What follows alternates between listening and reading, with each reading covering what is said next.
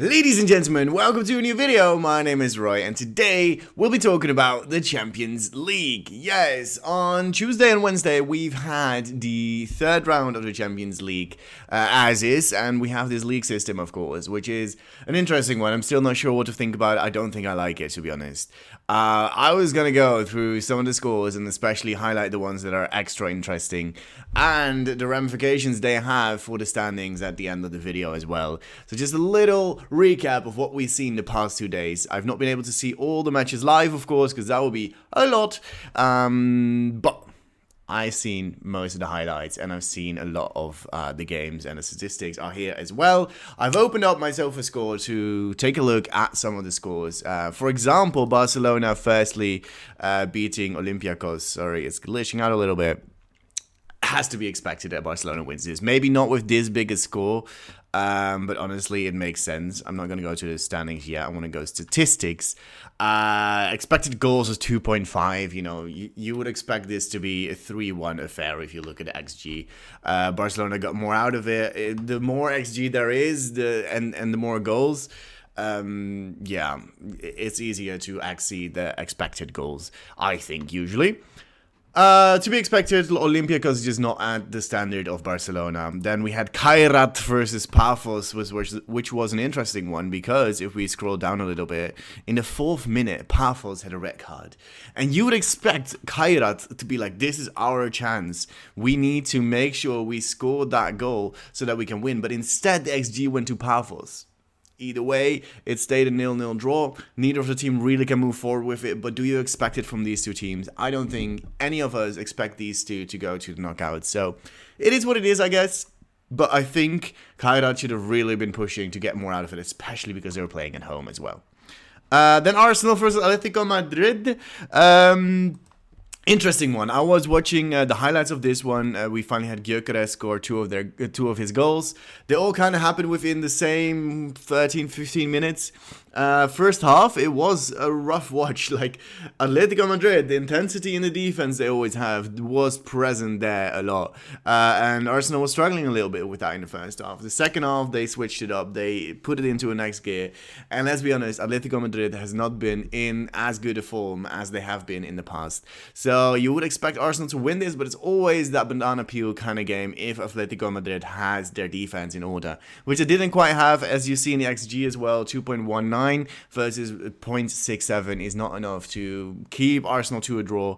It took a little bit to get the goals in, but once they got in, they were definitely there. The Gyökeres goals, I will say, are a little bit lucky maybe, but hey, a lot of the strikers need to have some luck on their end. You know, they have to be in the right position to convert that luck into a goal, and that's what he did very well in this game. So 2 goals to Gyökeres, which is very needed for him and his reputation, and you know, a lot of pressure has been put on him, I think.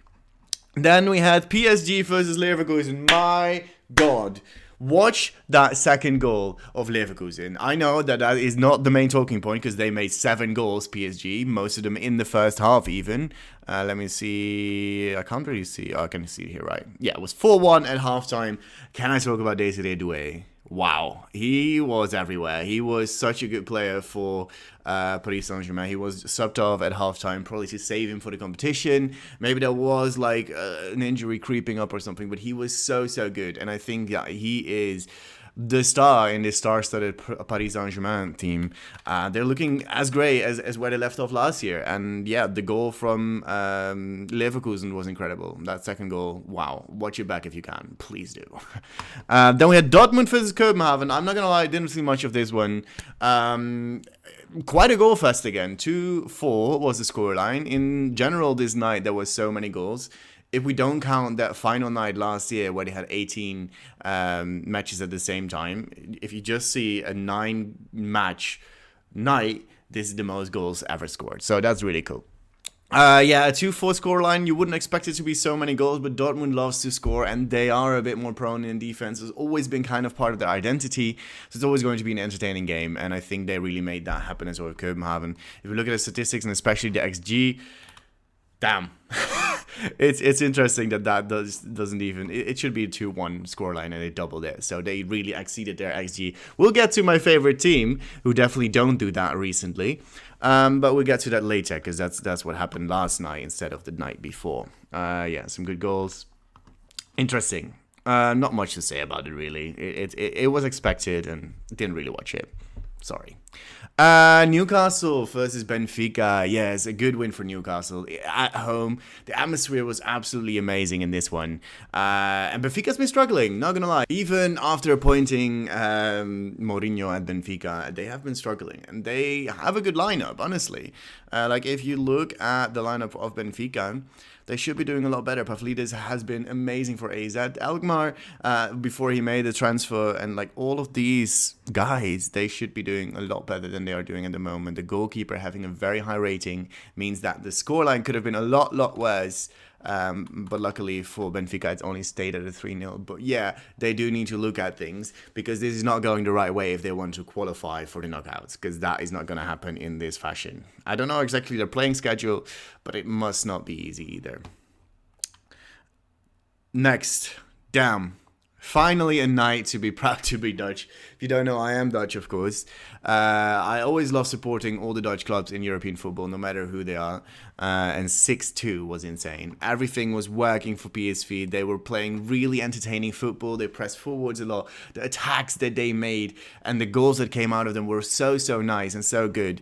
Scott McTominay, I think, with 2 header goals as well.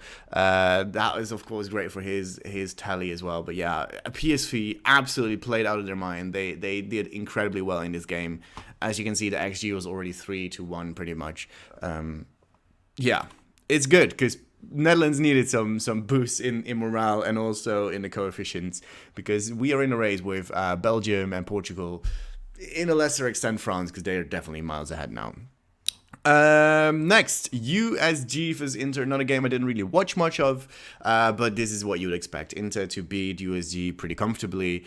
Inter, one of the best teams in Italy, of course, and USG, their first Champions League appearance. Like, what can you expect? They are already happy to be here. This is already amazing for them. They already banked quite a lot of cash for being in the group phase of, well, not group phase. How do you call it nowadays? Is it group phase? Or is it like, I don't know. Group phase. They're already happy to be there. They cashed in on that, and that's really good for them. And I hope they can be coming there regularly into the knockouts, maybe as well in the future. But for now, I think that's a bit too much of a step for them. Good win for Inter again. They've been looking pretty good so far in the Champions League, especially. Maybe domestically not as good, but you know, Italy is always a bit more tightly knit together than a lot of other competitions in Europe.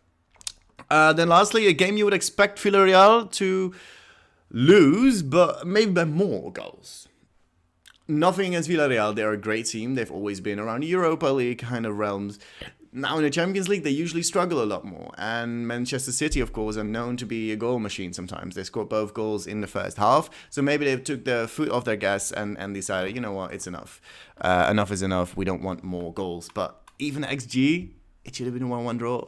So Villarreal did really well, even though the scoreline doesn't really reflect that super much. Yeah. City, man, you would expect a team like this to score many more goals against Villarreal. So kudos to Villarreal for doing it so well. And yeah, it's to be expected. I hope they can get a few more points so they can get into the knockouts at least. That'd be great for Villarreal. I think that should be their aim of the game in this season. Yeah. Now let's move on to day 2. Now, yesterday I had a bit more time to watch all these games live. On Tuesdays and Thursdays I always have handball practice in the evening, so I can't really watch any of the games live. But on Wednesday I was watching Galatasaray vs Bodo Glimt for most of the night. And then I just watched your switch, which is like switching between all the games, all the highlights I'll be seeing, so that's good. Yeah, Athletic Club versus Karabakh. I thought Karabakh was doing it again. They've already won 2 games, which is highly impressive. They scored in the first minute. Insane. Well done. And you would think, oh God, are they going to do it again? They already beat Benfica. And what was the other team that was pretty decent as well that they beat? I don't remember on top of my head. But they've been doing great. But Athletic Club decided to bring it back. Of course, always a great atmosphere at home, and they definitely needed that. And the crowd really chanted them on to get better in the second half, and it was a very deserved win in the end. Like, yeah, the XG definitely showed that as well. 3.47 to 0.5. That should have at most be a 4-1 win. Instead, it's a 3-1 win, but hey, It's a good win for Athletic Club. They're off the 0 mark, which is really good, and they can continue in their campaign to go towards the knockouts, hopefully. Yeah.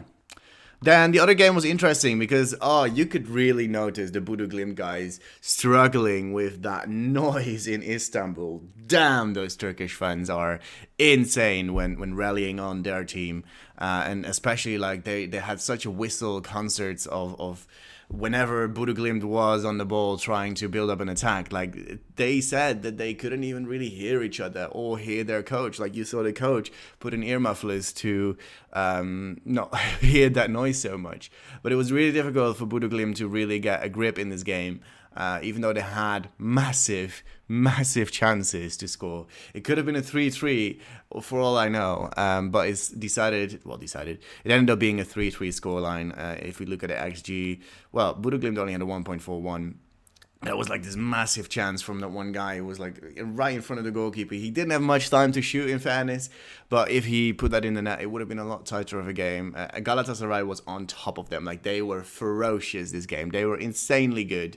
And clinical in a way as well. Like, yeah, the XG says they should have had 4 goals probably, but 3, very decent. Of course, Osimhen was doing really well. He missed another big chance as well, which is probably adding to the XG that they had. And the goalkeeper of Bodo Glimt did pretty decent. Also, a very sloppy one where they passed the ball back and their Galatasaray was just there to clean up and score the extra goal. It was interesting.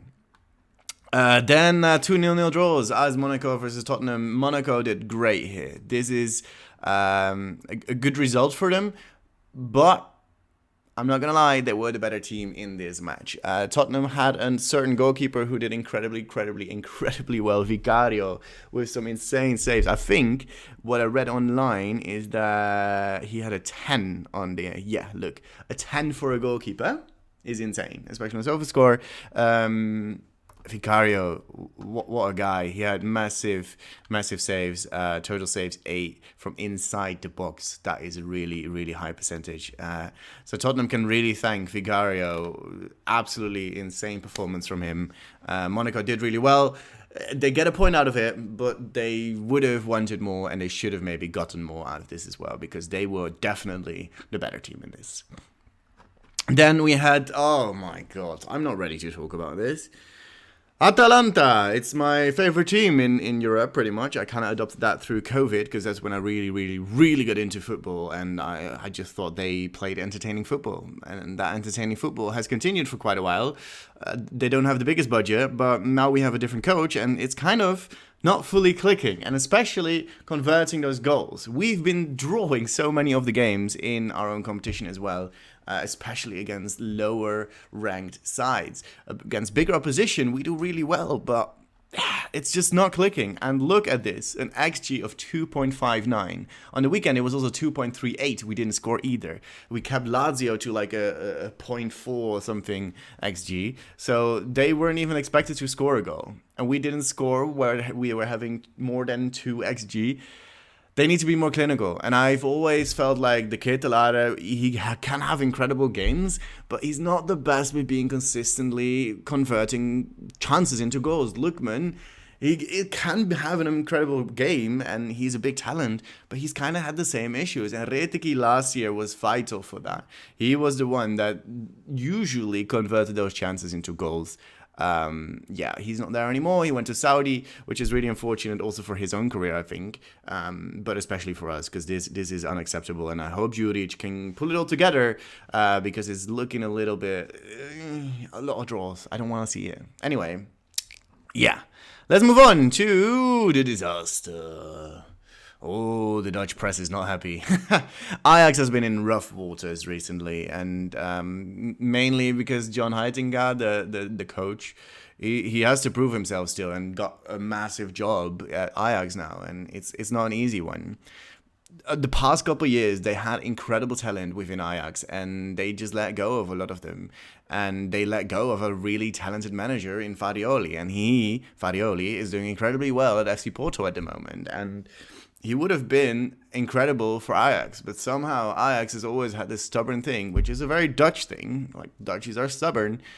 We want Ajax DNA. Who cares? If you play good football and you win your games, That's what matters, in my opinion. And they've been really stuck in their ways, and the lineup has become stale, and they get exploited very easily. An early red card didn't really help them either, and Chelsea just steamrolled them pretty much. Yeah, nothing much more to add. It was just an unfortunate showing from Ajax.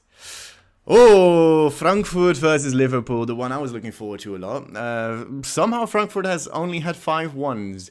Like, they won the first game versus Galatasaray 5-1, then the second game they lost 1-5, and now they lost 1-5 again. Interesting how that works. You could feel the anxiety and the nervousness when Frankfurt scored that first goal. You were like, oh god, here Liverpool is again. They might lose this game again, and then everything will be in rough waters, because they have been in that, which I think is a bit of an overreaction, because let's be real, everyone has a rough patch. A lot of these players still need to click together and have to get used to the Premier League, maybe even. But yeah, deserved display. Also good that Wirtz has got 2 assists to his name now, because people online can just shut up. He's genuinely been the best player on the Liverpool squad this season so far. He's created so many chances. They not necessarily result in assists or goals, but it doesn't really matter. He's been the biggest danger side of Liverpool, and the one that brings the most creativity and the most unexpected things into the attacks, which is really what is needed in Liverpool. And I think important that he's in the squad, and good that he finally got 2 assists. It will come, he needs to get used to Premier League football, and then still he's one of the biggest, the best players in the Liverpool squad. I'm not gonna lie, I'm sorry. Maybe unpopular opinion, but let me know in the comments down below. Then we had Bayern versus Club Brugge. Lennart Kyle. He's 17. Our commentator said this guy was born in 2008. That made me feel incredibly old. Insane. A good goal from him. Luis Diaz, that third goal. If you can, look it back. I love a good goal that goes from the crossbar down. I love that kind of goal. Just over the goalkeeper, just with so much power. It was like, boom, I'm scoring a goal now, and you don't have anything to say about it. Bayern are so good in the offense. They show so much pressure, so much intensity. And I think they might be a big favorite to win the Champions League this year. And they're always amongst one of the favorites, but this is really starting to gel well, I'm not going to lie. So I'll keep my eye out for Bayern for sure. Was a good match from Bayern, not so much from Club Brugge, but the goalkeeper from Club Brugge showed up, okay? He showed that he's a good goalkeeper. That's one we also need to be watching out for. Because even though there are 4 goals, there could have been a lot and a lot and a lot more. Let's check at the XG actually. 4.2. That is an insane XG. And 0.25 for Brugge. Yeah, I mean, it was a steamroll. It was to be expected. Another one I thought was going to end in 0-0 draw, but Jude Bellingham decided to tap in from Vinicius Jr., who had a really brilliant moment to get past his defender. He shot on goal, sort of, got deflected in a way, and then Jude Bellingham was in the right spot, as a striker should be, to tap it in home for Real. I expected more from Real. Juve was very defensively solid, I must say that as well. But a 2.69 XG that needed to be converted a lot more. At least they won. It wasn't that good, I guess, from Real Madrid. Not one of their best games, let's say it like that. Because I also see them as one of the favorites. This is not a game you look at and see this is why they should be one of the favorites to win the Champions League this year. Lastly, I think Marseille were looking really good. If my laptop can help me a little bit, thank you. Igor Paixão, that first goal, beauty. Absolute beauty. Again, look it back if you want, because it was a really good goal.